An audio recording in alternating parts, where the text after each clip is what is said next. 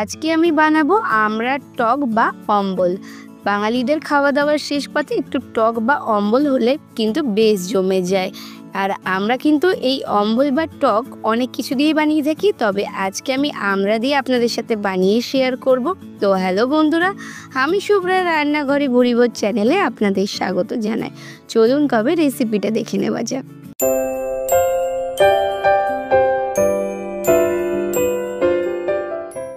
আমড়ার টক বানানোর জন্য প্রথমে এখানে আমি ছোট দেশি আমড়া নিয়ে নিয়েছি।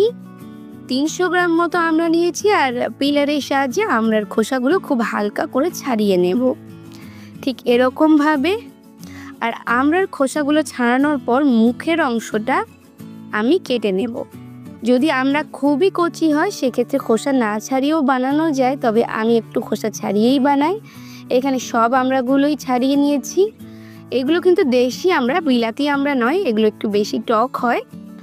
এরপর আমরা টক বানানোর জন্য গ্যাসে কড়াই বসিয়ে দিয়েছি, তাতে দিয়ে দিয়েছি 1 চা চামচ পরিমাণে সাদা তেল। তেল গরম হয়ে গেলে দিয়েছি 1/2 চা চামচ সর্ষে ফোড়ন আর একটা শুকনো লঙ্কা। সর্ষে আর শুকনো লঙ্কাটা 30 সেকেন্ড মতো নাড়িয়ে নেব ফোড়নের একটা সুন্দর গন্ধ আসা পর্যন্ত। তারপর যে ছাড়িয়ে রাখা আমড়াগুলো ছিল সেগুলো দিয়ে দিলাম। এরপর নেড়ে চেড়ে 2 থেকে 3 মিনিট একটু ভেজে নেব।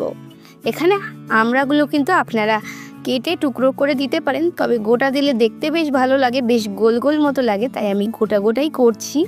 তবে আমড়াগুলো কিন্তু আমার এখানে বেশ কচিই ছিল। 1-1.5 মিনিট ভেজে নেবার পর আমি এর মধ্যে দিয়ে দিচ্ছি 1 চা চামচের 4 ভাগের 1 ভাগ লবণ আর 1 চা চামচের 4 ভাগের 1 ভাগ হলুদ।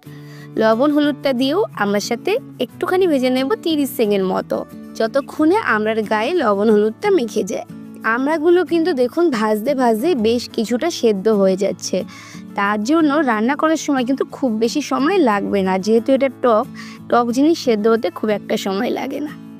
তো 30 সেকেন্ড মতো একটু নেড়ে চেড়ে ভেজে নেওয়ার পর দিয়ে দিয়েছি 1 কাপ পরিমাণে জল। আমি একটু ঝোল বা পাতলা করব। টক বা অম্বল একটু পাতলা হয়, চাটনি কিন্তু একটু ঘন হয়।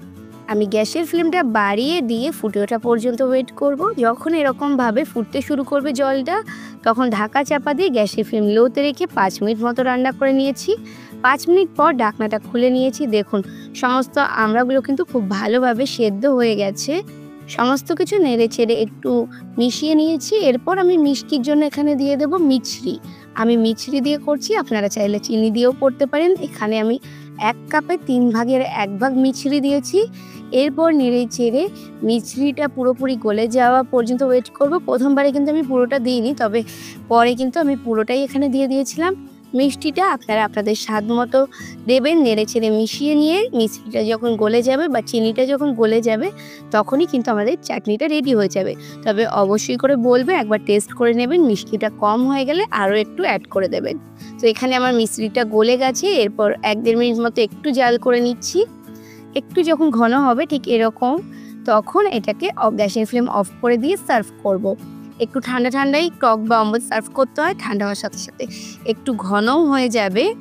আর টক বা অম্বল এরকম একটু পাতলা হয়। খাবার পাতে শেষে একটু চুমুক দিয়ে খেতে বা একটু ভাতে মেখে খেতে কিন্তু এটা দারুণ লাগে। আমার আজকের রেসিপিটা কেমন লাগলো অবশ্যই কমেন্টস করে জানাবেন। ভালো লাগলে লাইক শেয়ার করে অন্যদের দেখার সুযোগ করে দেবেন। ফেসবুক থেকে আমার রেসিপিটা দেখে থাকলে অবশ্যই পেজটাকে ফলো করে দেবেন। ইউটিউব থেকে দেখে থাকলে চ্যানেলটাকে সাবস্ক্রাইব করে পাশে থাকা বেল আইকনে ক্লিক করে দেবেন, যাতে পরবর্তীকালে চ্যানেলে যখন নতুন কোনো রেসিপির ভিডিও আপলোড করব সবার আগে আপনাদের ফোনে নোটিফিকেশান পৌঁছে যায়।